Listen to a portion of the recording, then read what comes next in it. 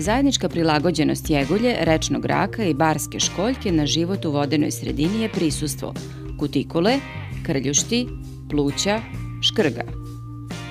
Tačan odgovor – škrga. Kutikula je površinski sloj na telu kod većine kopnenih životinja.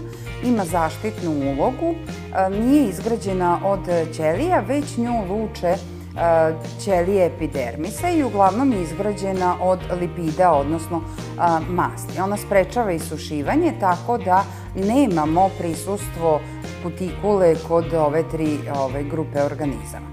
Krljušti su tvorevine koje uglavnom prekrivaju telo riba, međutim postoje neke ribe kao što su somovi i jegulje koji ne poseduju krljušti, tako da krljušti nisu zajednička karakteristika kod ove tri grupe organizama.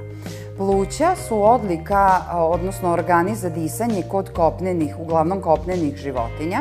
Pošto su ovde u pitanju vodeni organizmi, oni ne dišu na pluća i pluća nisu njihova zajednička karakteristika.